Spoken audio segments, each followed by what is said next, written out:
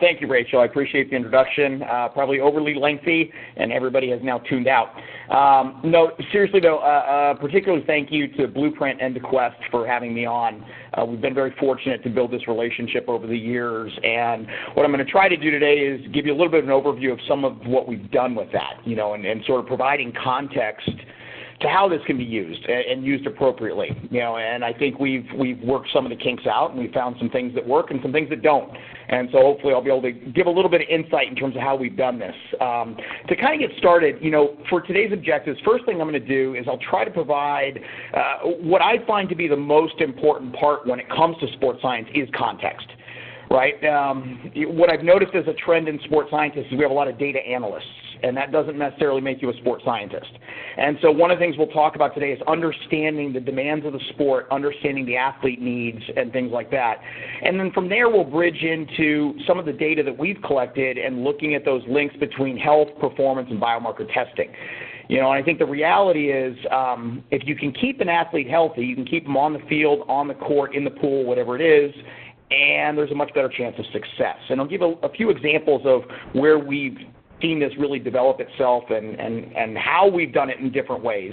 And then finally, we'll kind of wrap up with this notion of using a whole package, right, and how biomarker assessment fits into your toolbox when it comes to athlete health and performance. And really that's ultimately what we try to do here is develop a toolbox to pull from in the right scenario under the right context to understand what our athletes in particular really need in order to be successful.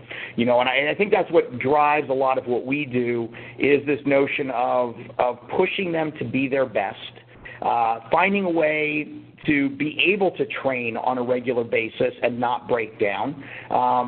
And kind of go through this step by step in terms of how we apply it as an overall plan, as part of our periodization plan, as part of our testing plan, and how it fits in, to the whole idea of what we try to develop for performance systems overall. So I thought what I'm going to do today, where a lot of our work has been, as Rachel had mentioned, is we've done a lot with soccer. Now, I've been very fortunate. Soccer has been a huge part of my whole life, from playing in college all the way up through what I'm doing here at Rutgers, especially on our women's side, with the success they've had. But I was with the national teams on the coaching side for the better part of 16 years. And so these are things that, over time with coaching education, with things that we've seen develop, we've been able to really look at this. And obviously, it's a unique sport because of the power endurance component. And to sort of put it in the frame of reference for you, when we look at an elite player, and by the way, we're seeing the same thing, and I'll show you some of these data in our players as well. Elite players cover anywhere between 10 and 12 kilometers in a 90-minute match. And that's assuming they only play 90 minutes. We actually had a scenario this year where our women's team actually tied the NCAA record for 11 overtime matches. And we didn't lose a single one. So that's saying something. But, what I try to do as well is as we're going through this, I really want to present the science and the application, and when we deal with this and we look at some of these things, the setting of a high-level to elite athlete and being able to examine this in the field is very unique. I could never, ever mimic 11 overtime games in my lab. That's just the reality. So we'll look at this from an overall stress standpoint, but realize that in a match, they're spending intensities close to, at or above lactate threshold or ventilatory threshold. You're talking 10 to 20 sprints, high-intensity running, 15 tackles, 10 headers, different involvements with the ball, 30 passes, change of direction, stoppage, change of pace, contact. And so when we look at this, it's not just an endurance sport. And because there's such a physical as well as physiological load on them, these are things that we've been tracking over time in terms of heart rate, in terms of zones, in terms of training load, in terms of GPS data. And it's given us better insight to apply the biomarker data that we've ultimately generated to try to get through this. And realize, based on positions, different players are going to cover different distances and have different physical demands. All right. And I'll actually present this in a way where we'll compare it a little bit on the men's and women's side as well because of some of what we've been able to do here. The other thing, too, is it's not just a running aspect, right? Over 2,000 meters you're spent walking, another 4,000 jogging, but you start getting upwards of 1,000 meters sprinting. And what we've seen, and when you look at the data that are out there, and we've seen this in ours as well, there tends to be less distance covered in the second half, and there's also a decrease in sprint performance. Now, certainly some of this is fatigue-related, but we've generally found that fitness, they come in where they're supposed to be, and if we maintain them through the season, and in some cases actually get better, fitness can really help with the first issue, right? That fatigue issue and then the lower distance. The other thing we know, too, is a proper warm-up, re-warm-up before the second half can actually resolve some of the sprint deficiency. And that's unfortunately something that a lot of teams forget when they come out of the locker room at halftime. But what's happened is, what's been interesting about working in this world, especially with this sport, is one of the things that I absolutely love about soccer is the tradition. It's been a huge part of my life. But one of the things that I also can't stand about the sport is the tradition, because you wind up really battling, well, this is how we've always done it. And what's been emphasized for so long is this notion of just go run, right? Oh, just cover distance. Well, that's not how the game's played. It's an interval game. It relies on strength. As a matter of fact, one of the best predictors of success in soccer is actually vertical jump. It's power, because it's not hard to get these players to go run. It's a different story to get them to lift. And that's something that's been a big part of what we've worked on over the years, and it's really where we started. To get a little bit of background, the reason we started working with the women's team in particular, I've been working with the men's team since about 2003. On the women's side, about 7 years ago, they had come to me and said, hey, we need a little bit of insight from a sports science standpoint. We're really struggling. They hadn't made NCAAs in a couple of years, and they had 5 times the national average for ACL injuries. Obviously, very concerning. So we sort of examined the program from top to bottom, looking at what they had, what they didn't, what they were currently doing, and realized there was really no periodization plan. There wasn't consistent strength training. There was no assessment protocol, even basic fitness testing, not on a regular basis. So we basically started to modify how we tracked and trained the players. And so when we started to look at this overall, we started to put these pieces together. And in the first year, we had a 70% reduction in injury. What we came to find over the next few seasons, and by the way, we made the NCAA tournament for the first time in a while, and we've made at least the second round every year up until this year. We were matched up against the number 4 seed. First round this year, lost 1-0, but it was a heck of a season.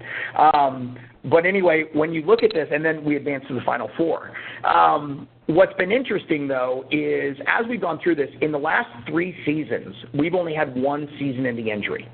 And it wasn't even to a starter. And so what's allowed us to do this is management of the players. And it requires buy-in at multiple levels. And we're very fortunate that the coaches believe in this, and they've seen how this entire program can work. What really made a difference for us is we started to realize, we've got a pretty good handle on this training load thing.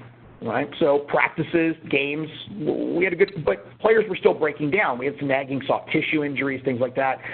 And that's where biomarkers started to fit in, because we started to understand that one of the unique aspects is you might monitor training load for 2 hours, but they got another 22 hours in the day where stuff happens. And when you're working with college athletes, you're dealing with other stressors. They come in August. They're away from home for the first time, roommate issues, teammate issues, environment. They're living on their own. You got relationship issues, and then they start class. So now you got exams, and you got all these other stressors they haven't had before. Now throw in travel, lack of sleep. And so we started to realize that this was an accumulating stress. And so that's where we started to look at how this whole picture starts to develop. And that's where we came up with this notion of assess, don't guess.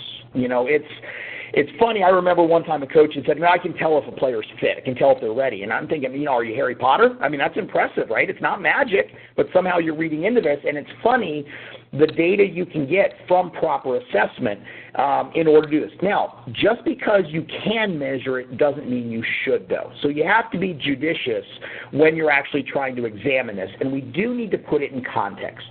Ultimately, you're planning what you want to do, and then you're implementing a monitoring phase. It's one thing to monitor. It's another thing to then report it, right? So now you need to develop the data outcomes and understand what it's telling you. But those are just numbers at that point. What really becomes important is the evaluation, the ability to put this into context, and that's where knowledge and wisdom really come in, and this understanding of what the individual athlete needs. And to me, that's one of the challenges when whether it's in the pro sports or college sports area, we really have more of a data analyst than a sports scientist. They don't necessarily see what's happening to the player. They're just looking at numbers. You cannot interpret this without understanding the player. And I think that's what's been useful for us is this understanding that by proper monitoring and engagement, you can treat a team as a group of individuals when it comes to their physiological readiness. And that's what's allowed us to try to optimize their performance across multiple different levels. Now, when you're picking your assessments, though, there's a couple questions you have to ask yourself. We do need to understand that there has to be a scientific meaningfulness behind the role this plays in enhancing performance. And this is why I said just because you can measure it doesn't mean you should. And one of the things we've been working on with our research, building off what's already been out there, is looking at what biomarkers are moving the needle, how that fits in with training load as well as sleep, and starting to examine, even from a nutritional standpoint, what these factors tell in terms of a story. You know, and it's interesting, when I work with my doctoral students, you know, we sort of have this see, say, do motto.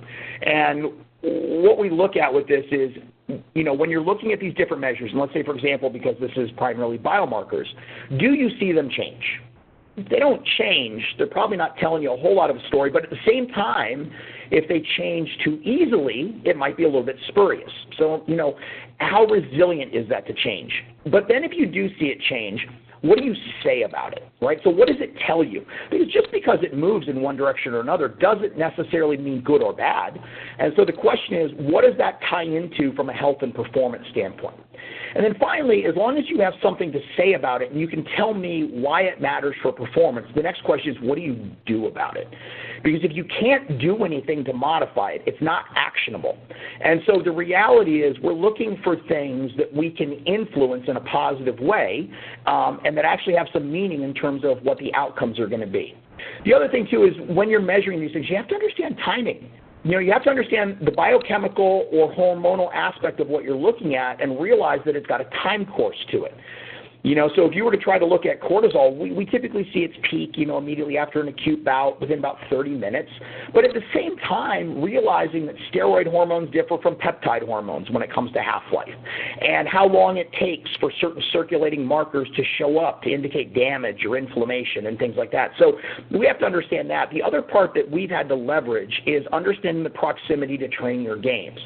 We make a real effort to standardize this aspect. So what we do, especially because we work so heavily with female athletes, is I often get this question, especially with some of our research that's in press right now or in review, is, you know, how do you control for menstrual cycle? Well, we don't. We account for it, because you're not going to control for menstrual cycle when you're deciding to put a player in a game or not. So the reality is we do our draws every 28 days. And we do them about 18 to 24 hours after a match, so that we're not getting just the acute effects, but we are actually getting the recovery aspect of what we're looking at. I think that standardization becomes a really important part for you to interpret your data. And so we want to do this in a way that it can influence preparation, right? So ideally, one of the things that's been absolutely fantastic about having this relationship with Quest is the speed of turnaround. Because, for example, if we have a Sunday match, a Friday-Sunday match, the women come in on Monday morning, bright and early, fasted. We do a draw. By later that week, typically, we have our results back, which means that going into that weekend's match, we can already start to make adjustments. And when we understand that, it's going to influence our training over the next 3 to 4 weeks as well in preparation before our next blood draw. So that assessment is important so that you can actually do something with it. Then finally, you know, when you're working with athletes, one question I get is how frequently? Why do you choose 28 days? Honestly, you know, ideally for me, it'd be somewhere between 3 and 5 weeks. 4 seems to work out pretty nicely. But the problem is, if you don't measure it frequently enough, for a lot of these markers, it's useless, because by that point, they've changed so much, or we're in such a state of disrepair that you have to scale way back to fix it. The flip side, though, too, is if you do it too frequently, it's also very burdensome on the athletes. You know, so now you've got a situation where you're trying to figure out how much they're going to tolerate and how much it interferes with their training. So that once a month, roughly, like I said, somewhere between 3 and 5 weeks, seems to work pretty well for what we're doing and still give us the needed information to modify the training and to actually research these changes over the course of an entire season and even over an entire year. I mean, we're actually getting ready to start a study with high-level ballet dancers right now looking at this same aspect. So it's not just your traditional athletes that can use this. And then finally, you know, is it acute or chronic, right? So markers have different meanings depending on their acute or chronic influence. For example, cortisol. Acutely, it's necessary for high-intensity exercise. If I block cortisol secretion with dexamethasone, performance goes in the toilet. But if I see cortisol elevated chronically, now you're talking about consistent and constant stress response and a state of sort of persistent catabolism rather than anabolism, so breakdown instead of growth. And I think that really when you start to understand how that translates, for example, an acute fluctuation in testosterone, probably not a big deal. It reflects the stress of the training. Chronically, though, when we start to see changes, those start to matter from a repair and recovery standpoint. So again, understanding what you're asking is really the most important first step. What's the question you're trying to get at? And then you're picking those tools that allow you to do that. And what we've done over time is we started to sort of develop buckets of what we look at and realize that no one marker is going to tell you everything you need to know. And some athletes respond in different ways. So as you track them over time, and that's really what's important to us, is it's not so much about the absolute levels, it's about change. And what's funny is in some ways this mirrors what professional cycling and the UCI have done with the biological passport. They're looking for fluctuations in their athletes from a drug testing standpoint. We're looking at it from a physiological preparation standpoint. So we're looking at these changes and how these different things fluctuate in order to start to get at that question of how this is really going to start to fit together. So understanding that acute and chronic aspect is really an important part of the story. Now, that brings us to what have we found, right? So what has this told us, and how have we gone about incorporating this measurement into scientific findings to give us some perspective? So again, I'm going to walk you through some of our more recent data with our men's and women's teams in particular. This is a graph on our women's side, and it's heart rate. And I just have this up here to give you an idea of how hard these ladies work in a game. This happens to be one of our mini double overtime games. But if you look here in the calories area, and the cool thing is there's a lot of research out about how heart rate can be used to predict oxygen consumption and calorie expenditure during a soccer match in particular. We have athletes expending upwards of 2,000 to 2,500 calories. I will say that one of the best parts, and I'll touch on this later, about the assessment strategies we use, both on a daily basis when we're tracking training load, heart rate, GPS data, as well as the biomarkers, is it's given us an awesome, amazing educational opportunity for the athletes to understand what the strain is on their systems. And so now it's funny, we had one of the girls that actually walked behind while we were looking at some data after a game, and she saw that she had burned roughly 1,900 calories in the match, and her first comment was, ooh, that's a lot of food. Because we're now able to explain to them that calories are not the bad guy, right? Calories are fuel. And so we're trying to promote this idea of feed the machine. And so when you have these data, and especially when they know they're not quite eating enough, and you can show them the biomarker data to show them where their deficiencies are and where they're breaking down, that's their data. So it starts to take on a lot more relevance for them in terms of their understanding. The other thing, too, is one of the interesting parts that we had sort of set out to do over the last couple of years is compare the men's and women's responses. And so what's interesting is when you watch the game, the men's and women's games appear different in terms of speed of play and things like that. But we were curious how that played out when you did put it on a relative basis. So when you accounted for relative fitness, relative speeds, and things like that in terms of the typical sex differences, what started to happen? When we started to standardize and we look at training load from a kcal per gram standpoint, we actually started to see that across men and women, games and practices were really identical. In other words, it's the same game. What started to change is the substitution strategies. So women tended to use more subs a little more freely. Now, granted, compared to our men's team, they also had a deeper team, so they were able to do this. But that starts to change the nature of the game, but yet practice was still nearly identical. So we're looking at this and you realize that so much of the physiological data that we have, especially even in biomarkers, has been in male athletes. Why? Because as researchers, the concept of accounting for controlling the menstrual cycle freaks us out. So we just kind of shy away from it. But that's okay. We're looking at this. We're going, all right. So if the games are basically the same, the practices are basically the same, maybe the research is relevant then, right? So what we learned about men applies to women. Well, maybe it changes over a season, though. All right, so we looked at that. And when we look at it over the course of the season, don't know where that slide is.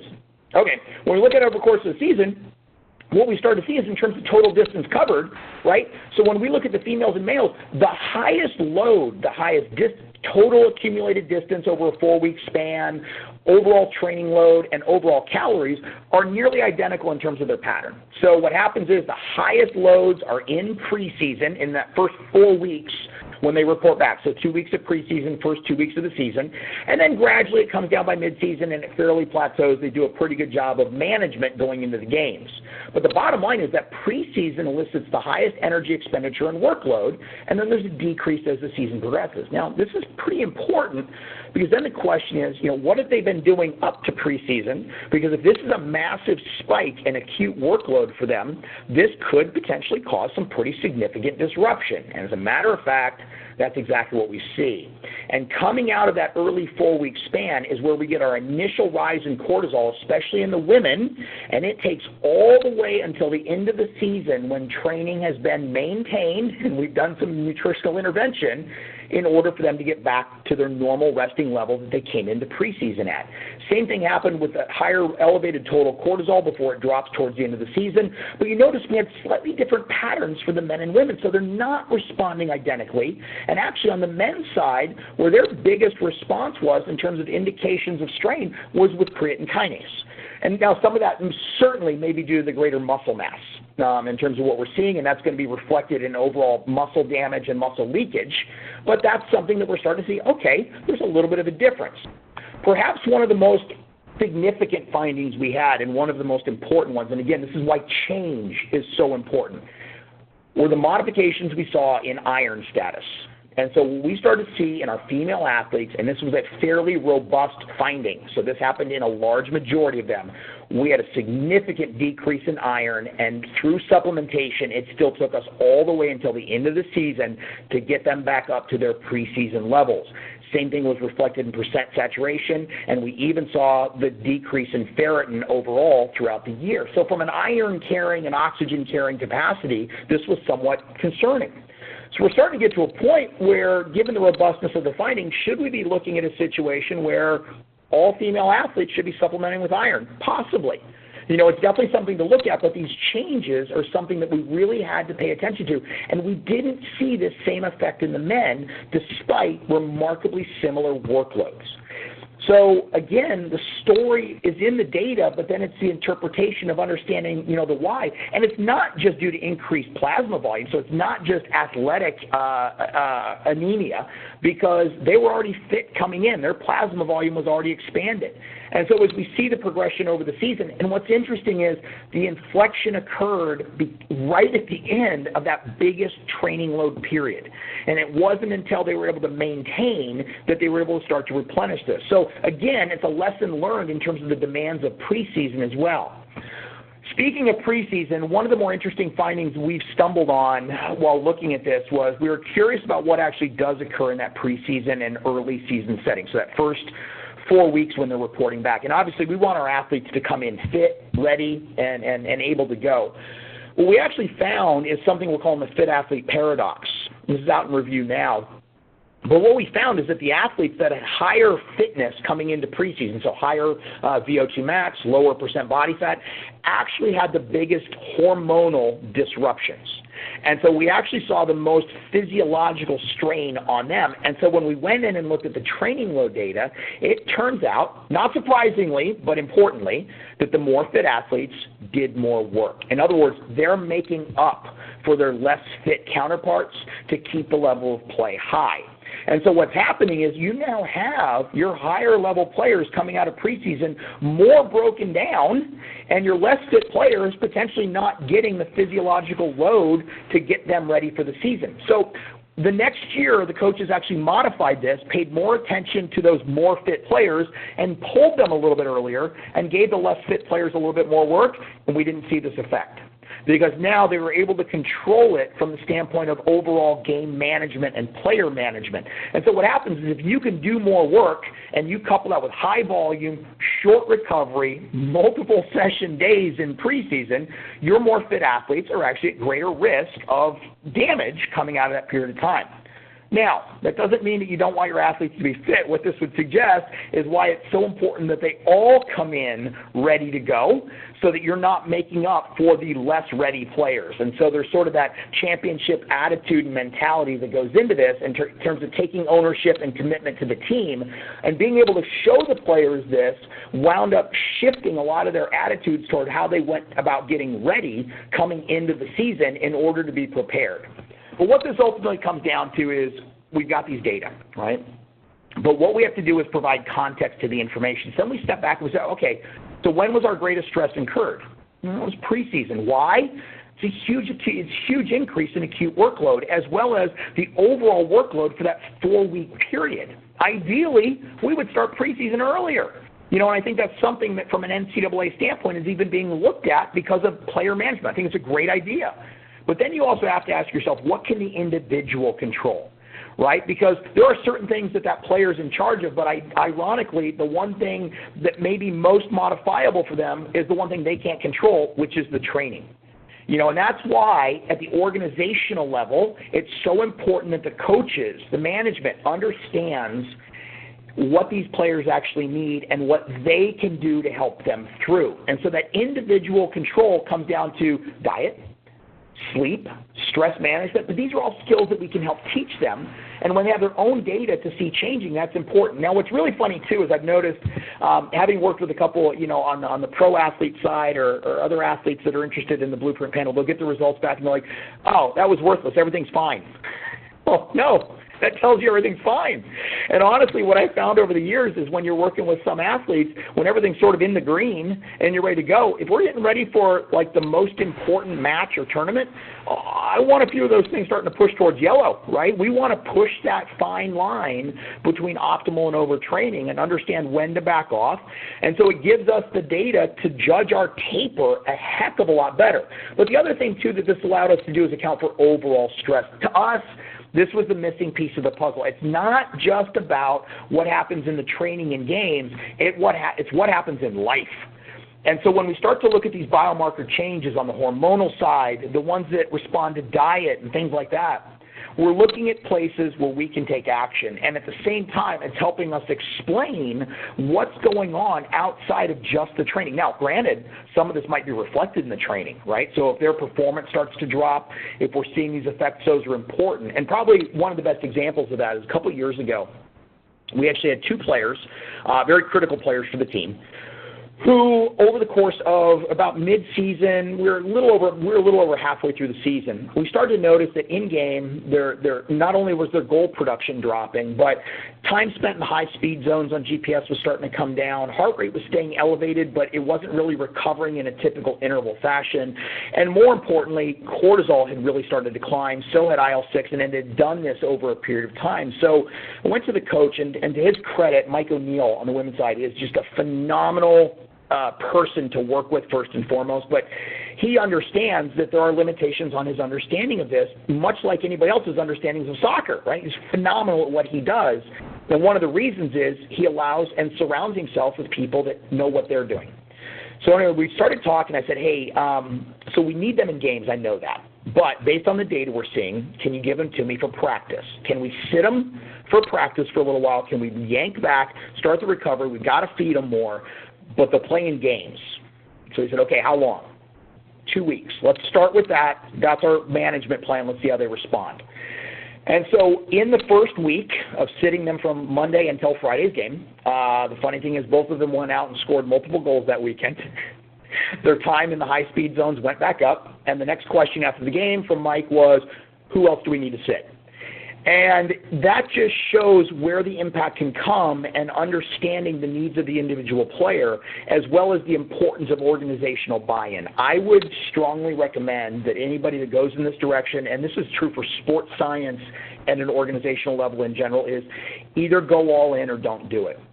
Because it's one of those things that you've got to understand that The coaches have to be willing to follow this idea. Now, that being said, you as a sports scientist have to be willing to step back and say, what do you need, right? Don't go in thinking you have all the answers, because it's not a one-size-fits-all.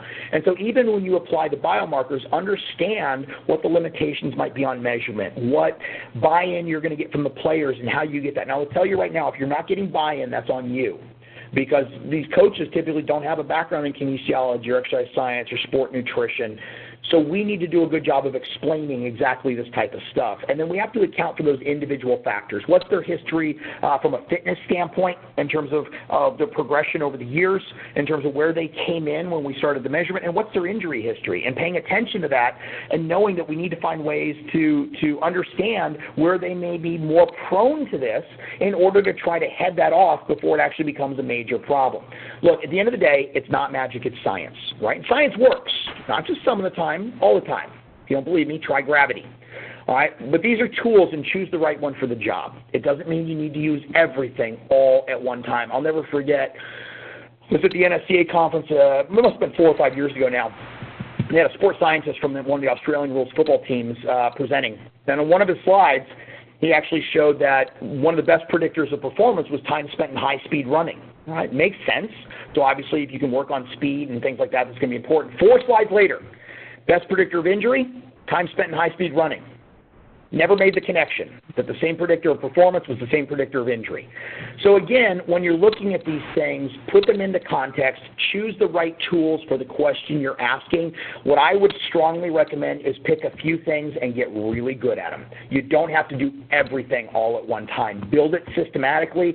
For us, this aspect of biomarker monitoring has been the icing on the cake, right? You have to form a team foundation, but when you put this into work, you can really answer some questions that your other techniques and monitoring strategies didn't allow you to ask in the right way. Avoid data diarrhea. Just because you can measure something doesn't mean you should. All right, so ultimately pick the things that are most important, and that's from our research standpoint and the partnership we have with Quest right now with our lab. We are really trying to identify what's moving the needle so that we are using sort of the more important and more relevant markers going forward to help guide what the science behind this is. And obviously we are very fortunate to have a large amount of literature to start with and some of the own work that we've done in the past to give us a foundation, and now it's a nice chance to tweak it. At the end of the day, if it's worth doing well, but if it's not worth doing well, it's not worth doing. So go about this the right way, and try to have a level of commitment and get organizational buy-in. It will make your life incredibly easier than trying to fight this through every step of the way. But what it's allowed us to do is use this blueprint panel as a performance tool, right? It's part of that toolbox that we've developed as sports scientists, part of the toolbox that we even give to the athletes. It allows for smarter nutrition, right? So now we can identify where there's deficiencies and recovery strategies that we can help sort of integrate into the player's normal efforts. And what that does then is it gives us the data to educate at the same time, because now we're able to open dialogue with the coaches, we're able to open dialogue with the players, with the sports medicine staff, with the sports science staff, and get everybody on the same page for how to properly handle this and try to manage an athlete as best as possible to give them the best experience, both from a health and performance standpoint. And ultimately, if you use it right, you do increase performance. Right? We're trying to optimize this. It drives me nuts, especially with biomarkers, where if you're dealing with a medical staff or whatever, and they'll go, yeah, it's sufficient, it's in normal range. Here's the thing is, what's sufficient for an athlete? If I see a 75% change in a marker like iron, even though it's still normal, but it's low normal, I would argue that's not optimal. So that's why these changes become important, and then using informed decision-making. If we actually have access to these data and we have objective tools, because here's the thing, you can ask your athletes what they're doing. I'm going to let you know a little secret that probably most of you have figured out. Athletes lie, right, because they want to look good, they don't want to lose a starting spot. And sometimes they just don't have the requisite knowledge to do this. We've actually found, surprisingly, that with a lot of our players, even some that we work with at the professional level, many of them don't even have a solid grasp of the difference between a carb, a fat, and a protein. And that was sort of mind-boggling to us, but we realized that now from an educational standpoint, as we're giving them this information, we need to step back even farther and actually talk to them about the basics to build up to the sport nutrition for performance. So now, as we're putting these things together, it gives us a strategy to sort of get after it and give them what's necessary to be their best. And if you can get that for all involved, you have a much better chance of having a remarkably successful team. And if you're working with an individual athlete, understanding when to peak them, how to taper, what to feed them, how to train them, and what they're responding to. And it's all part of the overall assessment plan. So with that being said, I want to thank everybody for their attention. I'm very fortunate to get to do this. And again, thanks to Blueprint and Quest, we're very fortunate to have the Quest Diagnostics Sports Science Lab here at Rutgers. And because of that, we're trying to, not only use the knowledge, but actually develop it and disseminate it to make an impact. So with that being said, I'd be happy to open this up. And Rachel, if you want to direct questions my way, I'm happy to take any. Great. Thank you so much, Shawn. I really appreciate you sharing your approach and outcomes of your research. And Blueprint for Athletes is definitely a performance tool. Thank you for sharing this with us. So I promised you all a code to use for free trial testing with Blueprint for Athletes. So get ready to write this down. The code is TRIAL-BNS. That's T as in Tango, R as in Romeo, I as in India, A as in Alpha, L as in Lima, B as in Bravo, N November, S as in Sierra, TRIAL-BNS. And you can use that code until January 1st to try Blueprint for Athletes. Okay, now it is time for your questions. You can send your question via the WebEx chat or the Q&A features, or if you'd like to speak to Shawn and ask your question live, JR, the operator, will review the instructions for how you can ask questions live. JR? Thank you, Rachel. Participants, we will now begin the question and answer session. Your name is required in order for us to introduce your question. If you'd like to ask a question, press star followed by the number 1 and record your name. To withdraw your request, press star followed by the number 2. Once again, participants, if you'd like to ask a question, press star followed by the number 1 and record your name. One moment, we'll wait for the first question on queue. Okay, so while we wait for questions to come in, Shawn, we have a question for you. Can you talk a little bit more about cortisol and how you plan to monitor moving forward, given your findings over the past few years? Yeah, there's a couple things. So cortisol is near and dear to my heart because it's the hormone that got me really interested in sports science in the first place with the HPA axis. But I will say that it's not the only thing that matters. I think sometimes we get a little too caught up in it because cortisol has different functions. And I think there's a little bit too much from a popular media standpoint that we get this notion cortisol is bad, but it's a fuel mobilizer. So I think for us, we're actually finding quite a bit of importance and utility in free cortisol in terms of the nature of changes we're seeing.